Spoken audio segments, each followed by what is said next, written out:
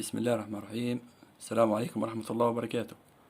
كيف الحال وكيف الأخبار؟ وكل عام وأنتم بخير، وإن شاء الله طيبين. اليوم حنتكلم على الطرونة. الطرونة اللي هي الرشاد هذا ايه الرشاد هذا مش عارف شنو المسمى العلمي متاعه. أنا دورت عليه في الجوجل ما لقيتش، لكن أول ما كتبت الطرونة في الجوجل أعطاني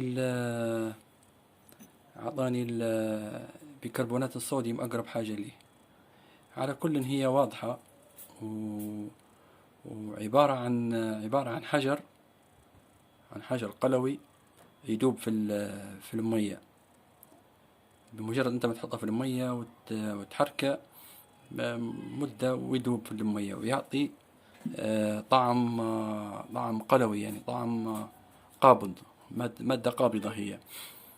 وانت مجرد ما توريها الصورة هذه للعطار، هذه موجودة عند العطارين بكثرة، مجرد ما توريها للعطار حيظبطها، يعني حيقول لك شنو هي. طبعا انا نتكلم على اللي خارج ليبيا، يعني خارج ليبيا. في ليبيا يسمون فيها الطرونة، معروفة طبعا أكثر شيء مسماها واضح. فاللي نتكلم خارج ليبيا تقدر أنت تعرفها. دول أخرى تقدر توريها للعطار، والعطار هو اللي يعرف هي شنو. عبارة عن مادة تدوب ومادة قلوية ومادة قابضة زي ما قلنا. هذه الطرونة بعون الله مفيدة جدا جدا للبكتيريا. البكتيريا اللي موجودة في المعدة، أي نوع من البكتيريا، ويعتبر منظف عام، منظف شامل للبكتيريا، سواء كان بشري أو حيواني. وأنا اليوم جاي بنوريكم طريقة استعمالها للطيور وللمربين الآخرين اللي عندهم أرانب وعندهم أمور أخرى. ف وهذه طبعا نستعمل فيها حتى احنا للبشر. زمان ما كانتش في أدوية مطهرة معوية، فلو حد فيكم يتفكر أن كانت تذوب في المية في كوب حليب، تذوب في المية ويعطوا لي يشربها، بحيث أنه لو عنده بكتيريا ولا عنده انزيمات ولا شيء تخرج. تنظيف مطهر معوي وتنظيف للمعدة والأمعاء. وهذه بعون الله تعالى يعني مفعولها سريع جدا جدا جدا، يعني في خلال يومين أو 3 أيام. وأنا بنوريكم اللي جربت الحمام، ممكن يقدر حد تاني يجرب للعصافير ويجرب للأرانب وغيرها والدجاج والأشياء الأخرى. فأنا بنوريكم كيف كانت عندي البكتيريا عند الحمام، وكيف بعد يومين. طبعا هي تغيرت سبحان الله. من أول يوم لاحظت الفرق، لكن من تاني يوم جاء الفرق 100%. وحبيت أن أصور لكم بعض التفاصيل. معليش حنوريكم من اسمها الفضلات متاع الحمام أجلكم الله. تمام ولا كيف كانوا كيف. طبعا هذه هذه الفضلات كانت أخضر، كانت فيه بكتيريا عند الحمام واضح. فأنا كنت نتبع فيه أول بأول، نتابع في الفضلات متاعها اللون أول بأول. هذا كان أول أمس حطيت اللي قلت لكم عليها الطرونة هذه. فاليوم تاني يوم تمام ولا. فشوفوا معايا كيف أصبحت. دخلت اليوم كيف أصبحت الفضلات تغير اللون. طبعا هذا لمعلومة تانية لمربين الحمام والطيور، كيف أنت تعرف الحمام سليم، المعدة متاعها مش سليمة، من خلال تبع الفضلات متاعها. لما يكون بني إن عندك المعدة سليمة وكويسة، وحيكون عندك إن شاء الله إنتاج كويس. تمام. اللي هو هذا كله. أيوة، أنا نظفت الأرضية وتبعت أول بأول. وطبعا الحمام قاعد فوق، أنا كل حمامة تعمل شيء نتبعها طول نشوف. فلاحظت أن معظم الحمام تحسنت إن شاء الله. كويس. طبعا نوريكم كيف يتم وضعها في المية والمقدار.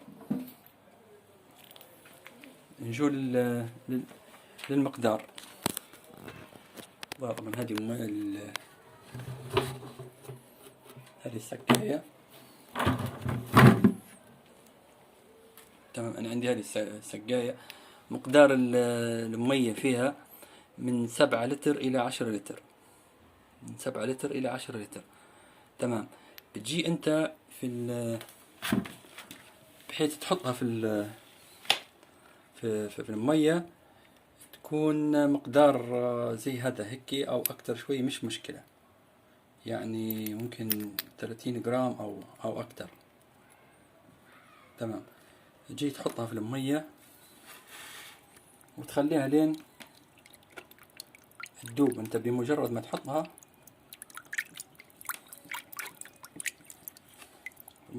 تبدأ هي في الذوبان، او خليها فترة، معدل 10 دقائق ربع ساعة تلاقيها دابت. وحرك المية وخليها. تمام. لو انت زاد منك المقدار الطرونة هذه، ابدأ انت بعدين بلسانك ذوق منها وشوف لغاية ما تلاحظ لدعة في اللسان، تلاقي فيه زي اللدعة في اللسان، اعرف هنا ان المقدار اصبح كويس. طبعا هو الحمام مش حيتقبلها، الحمام مش حيشربها. الحمام مجرد ما يحس فيه تغيير في طعم المية ولا شيء حيرفض الشراب. لكن انت عطش الحمام مقدار يوم او نص يوم، وبعدين صب حط الخلطة هذه. هو غصبا عنه حياخذ منها بكميات بسيطة. هذا لو تبي انت تدير تنظيف سريع. لو تبي بطيء، دير مقدار مثل مقدار بسيط زي هذا، في 7 لترات ولا 10 لترات مية، وهو يجي يشرب منها. تمام. طبعا هذه زي من غير العلاج، عندها فوائد أخرى، اللي هي فيها الأملاح، وفيها أملاح الصوديوم، وفيها فيتامينات أخرى، وفيها مقوي لجهاز المناعة، ويعني استعمالاتها كويسة بعون الله تعالى. تدير معك مفعول كويس، مفعول ممتاز.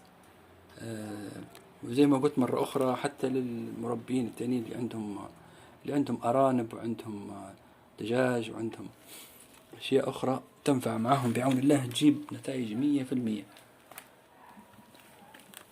بعون الله تعالى. وإن شاء الله نكون وفينا معاكم. والمصطلحات كلها وحدة أو قريبة لبعض في المسميات. ويلا، وشكرا وبارك الله فيكم. وكان معكم أخوكم خالد البصير. السلام عليكم ورحمة الله وبركاته.